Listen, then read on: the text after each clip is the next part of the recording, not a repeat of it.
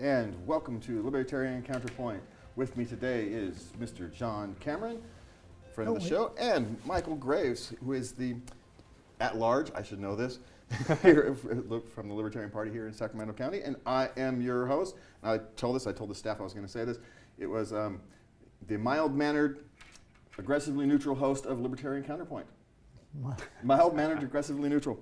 Yes, I told him I was going to say that, so there, I did. There you go, Travis. Well, okay. I like you rocking the polo. Yeah. That's nice. Yeah, turtleneck. You know me, I try not to wear ties. But speaking about tying things up, which is a terrible segue. That's perfect. It's a terrible segue, but I am known for my terrible segues. So the Fed is on a fool's errand again, and it's trying to fight inflation. And as CNBC pointed out, they have a long way to go in the fight of inflation. But the fact is they created this inflation, and they have a long way to go for it to work itself out of the system is really what's going to happen. They printed so much money in the last 3 years that money simply has to work its way through. Mm-hmm. And there's nothing they can actually do. Or am I wrong here, John? They could end the Fed and let markets take care of themselves, but they're not going to do that. No, what did Reagan say? There's nothing so permanent as a temporary government program. Right. So this is basically the arsonists who started the fire of inflation are now in charge of putting it out, and they're a political stooge of the Marxist-Leninists, liberal left deep state. So, you know, they're not gonna, they don't care. You know, they just kick the can down the road and you know, nothing is gonna happen to them. They won't lose their jobs. They'll never be poor because they can always print more money and take it from other people. And they really have, I don't think it's really possible for them to accomplish the missions they want of not crashing the economy and getting inflation under control. And I think they're sort of, the pretend requirement, Michael, is, I think, to do both. And I don't think they can do both. I think they could you know, crash the economy and take care of inflation, or they could take care of inflation and crash the economy. But yeah. Well, John, I think they've really painted themselves into a corner. You know, they've kind of claimed to be able to do something that you know, the Federal Reserve Board really isn't competent to do, which is, you know, they say they have walk and chew gum at the same time. Well, they have the dual mandate of, you know, so the claim is that, okay, we're gonna manage price stability and we're gonna ensure full employment as well. But they've really, you know, really, even on their own terms, deviated very, very sharply from what they're supposed to be doing. You know, in practice, their role has been more like economic crisis management, and so you have the low and close to zero interest rate regime coming in response to the 2008 financial crisis, and so we had interest rates pinned to the floor for I think a little more than a decade now, and then you know, they were starting to normalize a little bit, and then brought them right back down, and then you get to 2020, and it's the COVID pandemic, and well, you know, you're the government when all you have is interest rate policy, and you know, when all you have is a hammer, everything looks like a nail. And so, okay, I know how to keep people, you know, happy on their government programs by printing money, so that they don't have to get out and go to work. You know, I mean, that was a very unfortunate situation. But the bottom line is there's no free lunch. And so they, you know, I think they brought rates like almost actually to zero. You had negative real interest rates. And then about a year later, you have this surge of CPI inflation finally. And the Federal Reserve's insisting that, well, you know, this is transitory. You know, we couldn't have foreseen this. And, you know, I really don't think that makes a lot of sense. The bottom line is that the affairs of human beings don't need to be centrally planned, and that goes for all parts of the economy, and it goes for the money supply too. The Federal Reserve Board doesn't know what the correct interest rate is, so the only thing they can do is crisis manage and play catch up and respond to what's happening. And that is indeed what they're doing, but it's pretty unpleasant.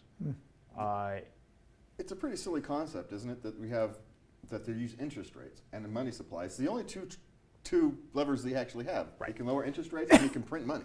That's it. And they somehow think they can control the economy or keep full employment with those two levers. If you can't, it's a silly errand. It's kind of a fool's errand, but yet we've been conditioned, I suppose, to think that the government planners can do more than they actually can. Right. I think that's the key, is that they were created, self-created. Bankers got together and created, this Fed system. It's like the wolves being in charge of keeping the sheep safe, and said that they could prevent the major expansions and collapses in the economy, and keep major economic crises at bay and all the rest of that.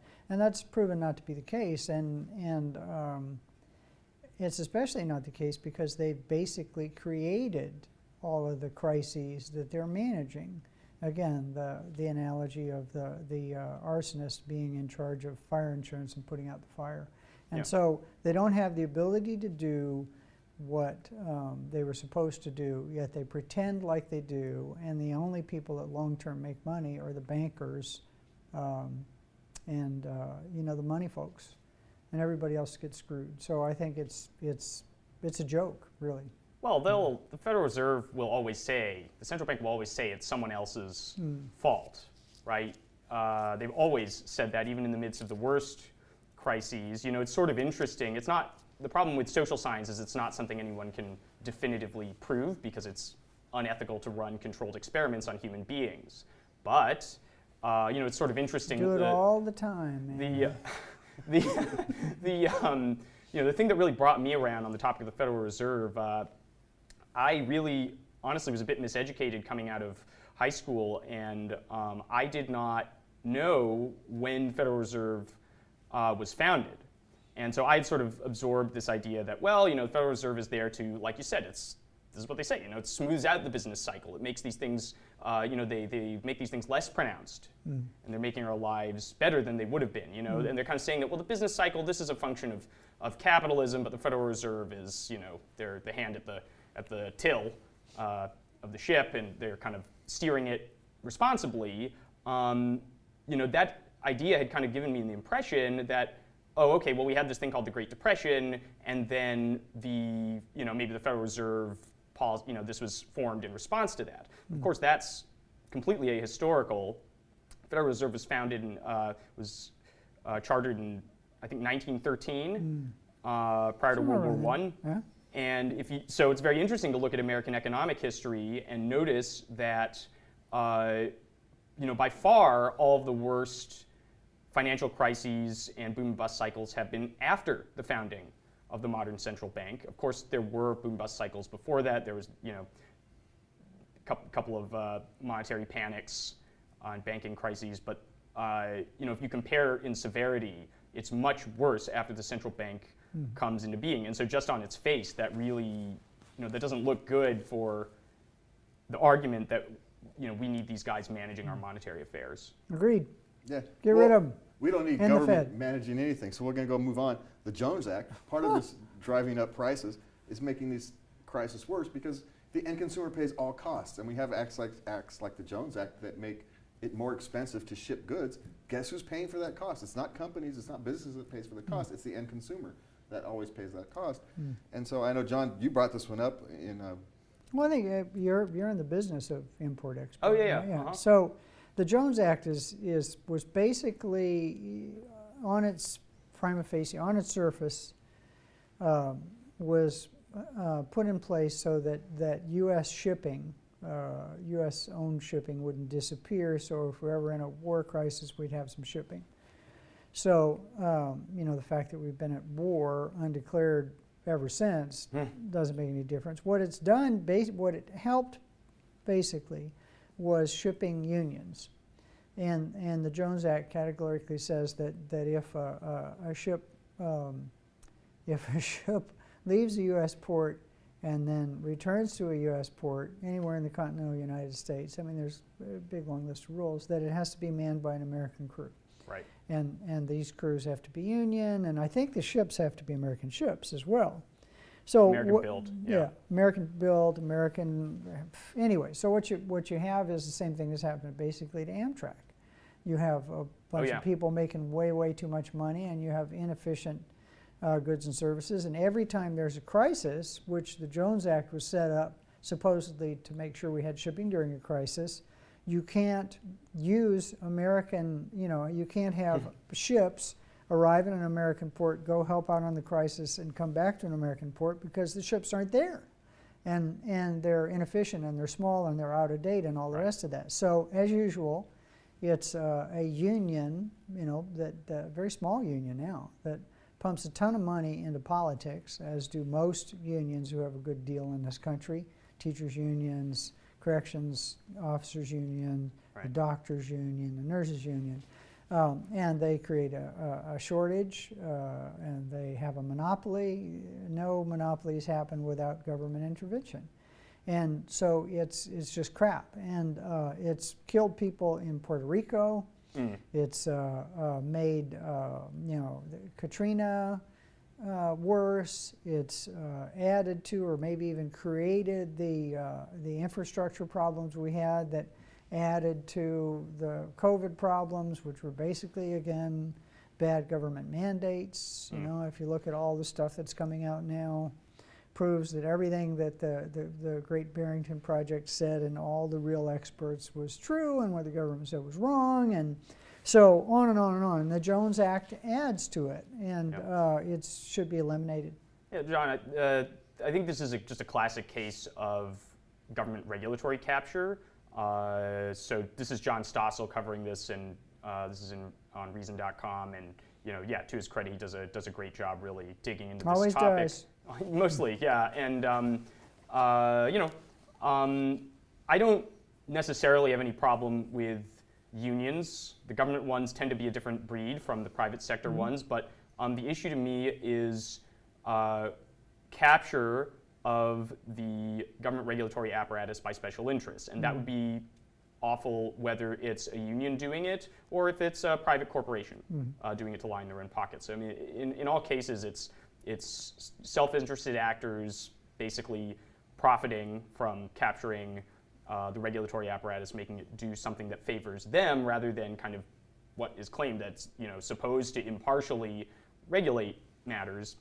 But this whole law doesn't need to exist. I mean, this is basically, as Stossel points out, there's plenty of foreign ships coming and going and into American ports all the time. There's no problem. It's only American to American ports, and then the consequence of this is that it just raises costs to ship things for that particular leg because it's captured. They don't essentially have to compete in the open market against the bigger and more competitive companies to get that business. And then what happens is it's actually bad for American industry too, because they kind of get shunted off into the corner, and they're only able to compete in this one protected corner. So that's all they do, and they just don't end up being very good companies because they're shielded from their competition. And then, as you point out, it doesn't even accomplish what it's claimed to accomplish. You have this perverse opposite effect where the emergency preparedness is worse because you have a ship offshore that could get supplies to Puerto Rico and help with the hurricane, and they're not allowed to ship it because, well, the Jones Act says it has to be an American-built ship because it's aid supplies from American port to another American port. So this is just a bad joke. It's horrible. In some cases, it's inhumane. Yeah, a lot of this is kind of this overregulation, whether it's the Jones Act or whether it's the Fed. It often ends up having counter effects. It doesn't do what they want. But we're going to move on. Companies, especially down here in California, big tech companies, they're laying off a bunch of workers, and Amazon has asked a lot of their remote workers to come back to work a whole 3 days a week, and there's this big brouhaha. But the point is these tech companies are now essentially in a war with their employees over working. And it seems kind of we're in a strange position now, because clearly, if these companies were getting as much production out of their employees at home, they would have no problems having these employees work at home.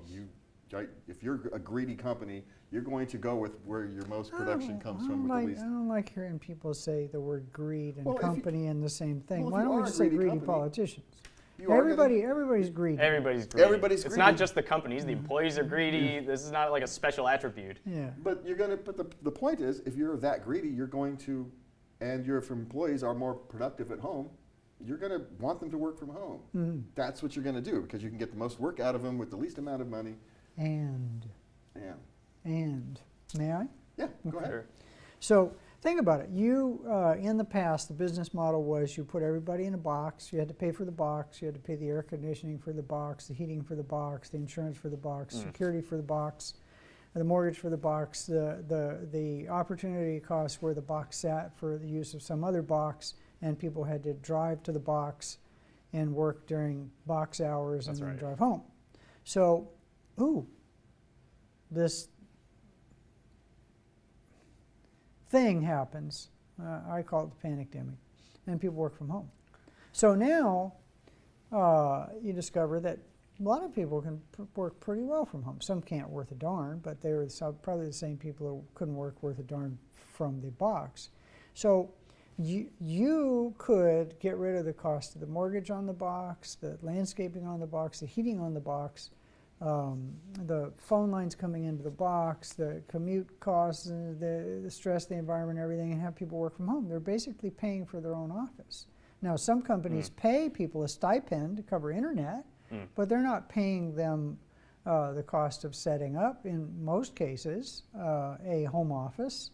You know, they might get you the ergonomic chair, they might buy the computer stuff for you, but they're not, you know, paying whatever like you can write off when you're self-employed. Not paying your rent. No, they're not paying your rent, or they're not paying your mortgage. But so things have to be so bad that loss of expense that they've incurred doesn't make up for the lack of productivity. So what that means is, despite the fact that a lot of employees say, you know, we're way more productive at home, companies don't care what people say. They care about the bottom line. They care about the top line. They care about the bottom line. And profit, product, service. So if it was working, they wouldn't want people to come back to the office, because when they come back to the office, they incur more expense. So it's obviously not working for a lot of these companies. The big Wall Street banks, the big Wall Street firms, the tech firms, and everything else notice that you know, a lot of these people just aren't doing their work. And then there's all the soft stuff that people miss out on, the water cooler talk. You know, they say they have all these tools, Zoom and Microsoft Teams and all the rest of that. But Professor Morabian in 1980-something in UCLA came up with the power of communication. And body language is 50-some-odd%, and tone is 30-some-odd%. Words are 8%. So if you're communicating by email, you don't actually know what anybody's saying, feeling, or doing. So I'm going on and on and on. But the companies being greedy, greed is good. Didn't Ayn Rand say greed is good? There's nothing wrong with greed. It's how you try to fulfill that greed. But with companies, you know, they can't put a gun to your head like the government can. And companies are responsible. They're responsible to their shareholders. And if they don't deliver to the poor widows and orphans that own their shares, they're going to sell their shares and go somewhere else. And they're also responsible to their customers. To their customers. And if they don't provide the goods and service to their customers they're supposed to, the customers are going to go somewhere else. So really, you know, the reason they're asking people to come back into the office, it has to be a pretty big drop in productivity for them to want to incur all of that expense again. I'll agree with that. I think this is a really interesting one. You know, I really think it's kind of a brave new world here that we're living in. You know, what is basically happening?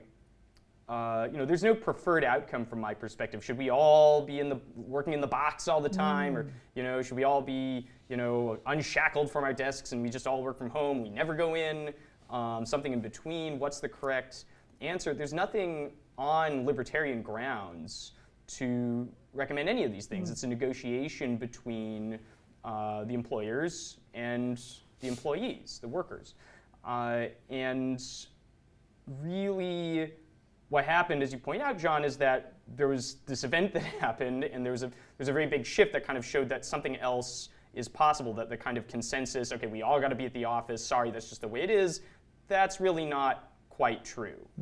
And so you're seeing a lot of divergent phenomena. It's not the same at every company either, where some of them have gone to, there are companies that are software companies that have gone to and have stayed with you don't have to come into the office almost at all if you don't want to, and they've done just fine with that. And some of them really don't have those office and real estate costs anymore. And then you got other ones that are trying to reel it back, and then you have this they're getting pushback. So I have friends who are in the workforce who got told to come back into the office, and then they did that for a little while, and then they went and found another job where they don't have to come back into the office. And it's just a negotiation. There's no right answer. It's whatever everyone can agree to. I do want to say, I want to caution against being too sympathetic to the corporate, to the big company.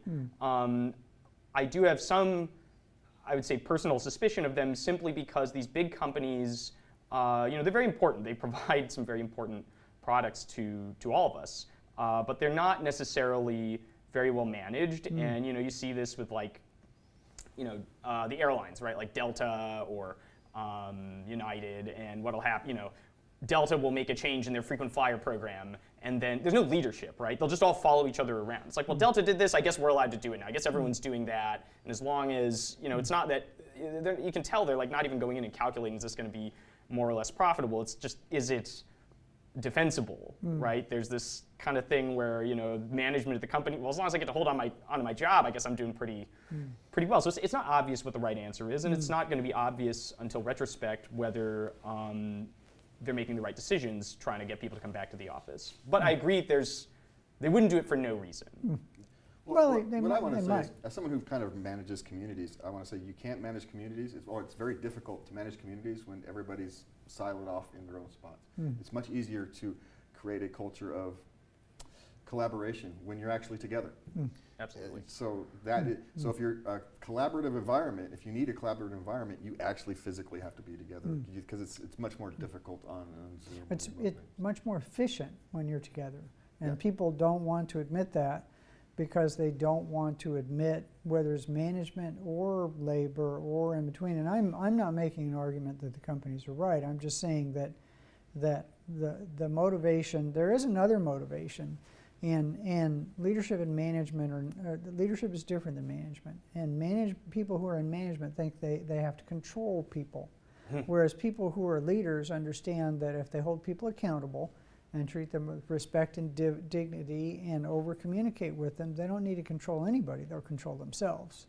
And you also have to hire employees that are capable of doing that. And I think, we could talk about the school system, but we don't have 7 days where people are no longer being held accountable anywhere. Yep. Well, talk about not being held accountable. How many people are going to actually use the bullet train if this thing is California's bullet train, if it's ever actually finished? How many? You mean like as riders or as politicians? Because they're might using get more the hell politicians out of it. writing it than riders. Because the planners have lowered their ridership estimates again.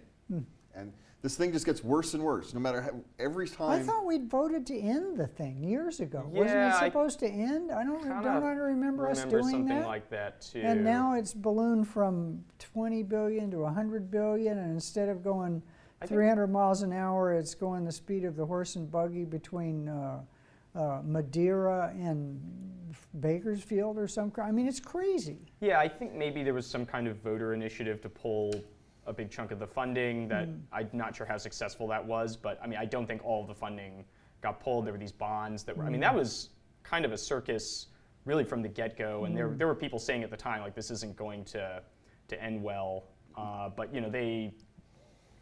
mean, there was, I forget when that was. This was like in the 2000s or something, maybe late 2000s. Way back. Late aughts, but it was, I remember there was that there was a statewide vote, and they voted, okay, we're going to issue, many billions of dollars in California state bonds to finance this thing, and then, it's been a project management quagmire, basically. Well, anybody who took a look at this thing from the non-emotional perspective knew that this thing was going to be a just absolute disaster. I mean, we sat here and predicted it. Everybody predicted this thing. I mean, the best case scenario was you would come out with a pretty nice working train, but the state of California, was never in a financial position to, let's borrow a bunch more money. And I mean, they were already kind of not, they were already, I remember at that time, they were like putting people on furlough and stuff, back in the first, it might not be the first, but in my short life, the first, California financial crisis, California state financial crisis. But and so of course did not come out with a good outcome, and we don't even have a very good train. I haven't heard of anybody saying they're going to ride this thing. I don't even know where you would get on it. It's the slowest high-speed rail and the most expensive high-speed rail we've ever built, and it's in the world. It's like the slowest, most expensive high-speed rail that's currently attempted. It's leased rail. And we talked about, I don't know how much time's left, we actually had this as a subject on the show a while back, where they compared what California is doing to what Florida is doing. And Florida is doing one of these things privately financed. An existing rail company has and they're doing it for 1/58th the cost per rail mile that California is. Why? Because a private company has to, create a profit, and they actually have to go and get customers and bring them in, and nobody's bailing them out and all the rest of this. I don't think any, whether it's a stadium or any kind of business initiative or a business park or anything, should have government financing, because if it was a good investment, the banksters would be lined up to lend you the money, and they are not. The banksters aren't doing this. No, the investors are too smart for that. No, you're not going to do that. They're too smart for that, and we are too smart to have fallen for this thing at the beginning. We were. We saw the writing on the wall. We saw wall. the train headed down this track. So this was going to be an abject disaster. So we want to thank you. Thank you, John, for being here. Thank you, Michael, for being here with us tonight. Thank you, James. We want to thank you for James. joining us. Appreciate it. And please remember to love everybody. Good night. Thanks, Access Sacramento. Yeah, that went quickly and well, I thought. Yeah, it's good. Yeah.